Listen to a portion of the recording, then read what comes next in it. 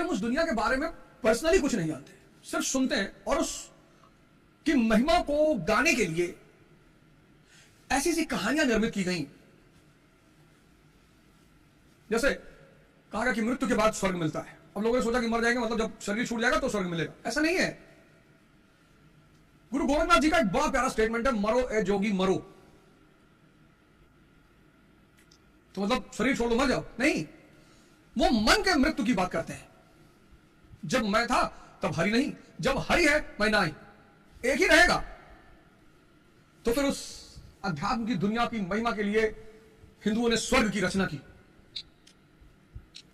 उर्वशी, मेनका, कल्पवृक्ष और न जाने क्या क्या, कि आदमी को किसी प्रलोभन से इस रास्ते पे लाया जाए। भाई आदमी किसी चीज की तरफ तभी जाएगा जब वो उसका व्यक्तिगत अनुभव करेगा। जैसे माया है, और हवाई जहाज देख रहा है, सोच रहा है खरीद लूं तो मजा आ जाए, मर्सिडीज देख रहा है, लैंड क्रूजर देख रहा है, महल देख रहा है, सुंदर पत्नी देख रहा है, लेकिन अध्यात्म का अनुभव कैसे कराया जाए,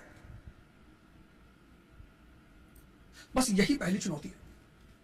इस्लाम ने जन्नत बताया, 72 हूरें मिलेंगी, मुसलमानों को लगा सही में मिलेंगी। ये प्रतीक है, ये एक तरीका है कि अगर आपका ईमान जाग गया तो आपके साथ क्या होगा। कयामत आएगी, एकदम आएगी। कयामत क्या है? हम इंतजार करेंगे तेरा कयामत तक, खुदा करे कि कयामत हो और तू आए। कयामत क्या है? मैं का मिट जाना, हाजी अब्दुल्ला का अहंकार। मुसलमान भी भूल गए, हिंदू भी भूल गए, ईसाई भी भूल गए, सिख भी भूल गए। सबके दिमाग से, चित्त से किसी को धर्म नहीं चाहिए, सिर्फ मजबूरी की वजह से चाहिए, डर की वजह से चाहिए। अगर डर खत्म हो जाए तो धर्म खत्म हो जाए।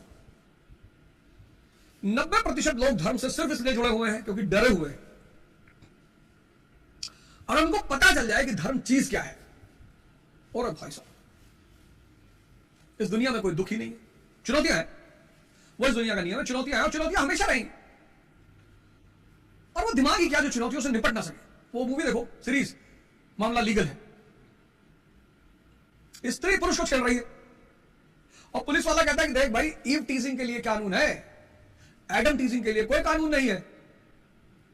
और वो औरत आके निकुंज पे ही इल्जाम लगा देती है कि मैं अकेली हूं, मैं लिफ्ट में थी, इसने कहा मुझे पैंग करो और मैंने डर के मारे कर लिया। केस निकुंज पे ही बन गया, मोलेस्टेशन का। वो लेडी कहती है एफआईआर तो तुम्हारे ऊपर नहीं करूंगी, एक शर्त है कि तुम मकान नहीं छोड़ोगे। देखो चुनौती बढ़ गई सामने, बढ़ गई चुनौती। अभी लोग सोच रहे कि यार आदमी छेड़ने का तो कोई कानून ही नहीं है। आदमी औरत को छेड़े कानून है, औरत आदमी को छेड़े कोई कानून ही नहीं।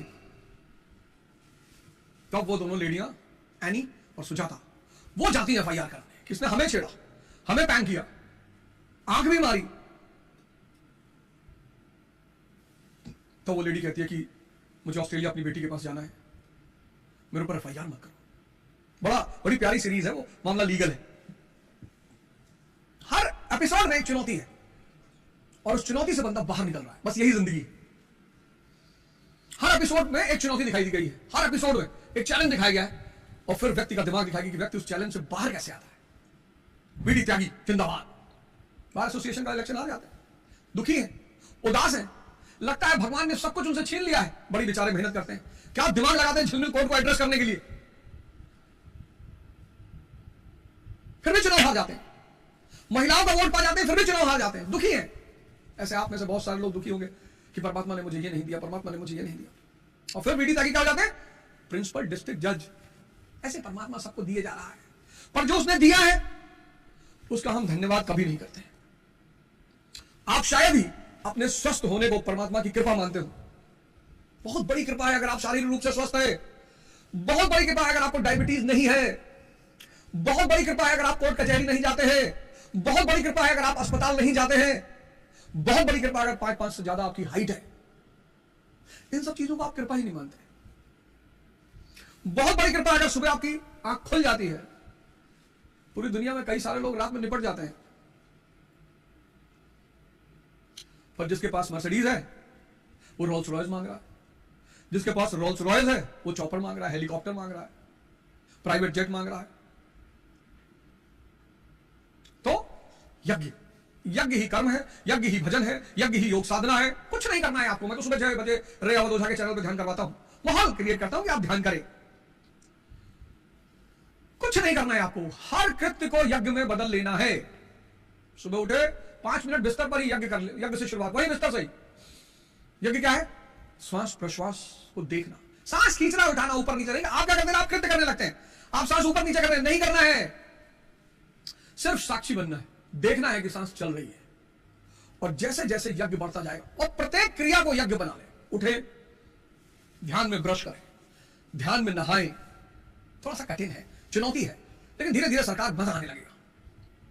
ध्यान में बैठ के पढ़ें, ध्यान में गाली दें किसी को, ध्यान में दें,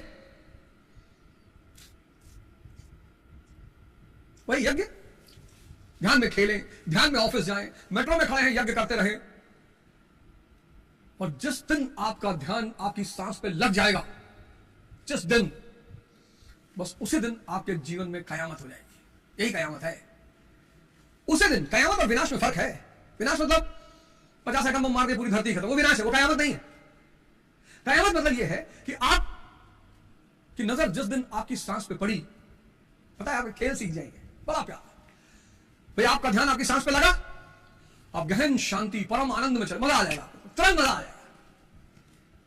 अंदर सुख पाने का मार्ग ढूंढ लिया आपने, आनंद। तो जैसे ही विचार हमला करेगा, आप आंख बंद कर लोगे। ध्यान सांस में लगा, विचार शून्यता की शुरुआत।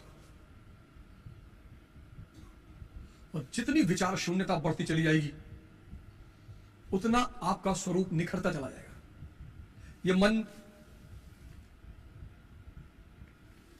और आप एक ऐसी स्थिति में चले जाएंगे जहां आपको लगेगा कि वाह परमात्मा, क्या बात है। आपके जीवन में दुख खत्म हो जाएगा, चुनौतियां नहीं होंगी। चुनौती तो कोई रास्ता ही नहीं है, पर मजा बहुत आएगा जिंदगी में।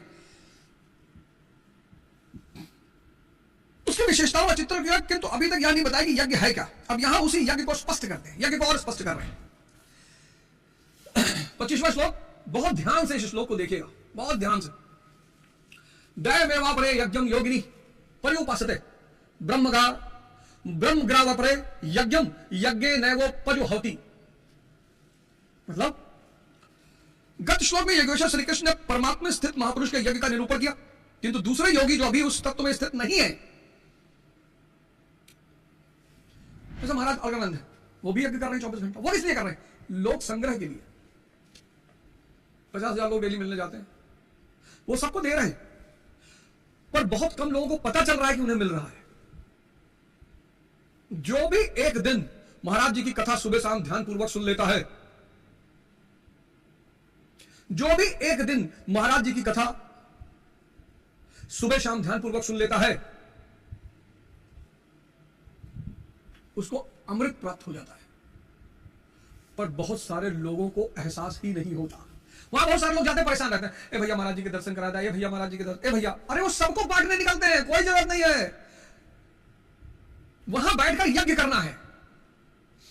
जो वो बोल रहे होते ना, आप बस उनकी चरण पर ध्यान लगाएं और उनकी ऊर्जा से जुड़े, वहीं बैठे बैठे आपको ध्यान लग जाएगा। सुपर पावर बैठा हुआ, परमात्मा सामने बैठा हुआ है। सत्संग का मतलब क्या है? वहां परमात्मा असीम ऊर्जा सामने बैठी है, आपको कुछ नहीं करना, वहीं भीड़ में कहीं बैठना चुपचाप, और ध्यान वही यज्ञ करते हुए सुनना है, श्वास प्रश्वास पे ध्यान देते हुए सुनना है। और आप देखना, इस बार जब आप उनको सुनोगे मेरी बताई हुई विधि के द्वारा, तो आप बिना मुझसे मिले रह नहीं पाओगे, एक अजीब सा अनुभव करके आप आओगे। आप क्या समझते हो, वहां जितने लोग 24 घंटा रहते हैं, मिल उनको भी रहा है, ले नहीं पा रहे। संसारिक पिता और परमात्मा रूपी पिता में यही तो फर्क है। परमात्मा रूपी पिता सबको बांट रहा है बराबर। कुछ लोग लेना जानते हैं, कुछ लोग नहीं लेना जानते। लेकिन संसारिक पिता ये भेदभाव कर सकता है कि 2 मकान इसको दे दो, 1 मकान इसको दे दो। परमात्मा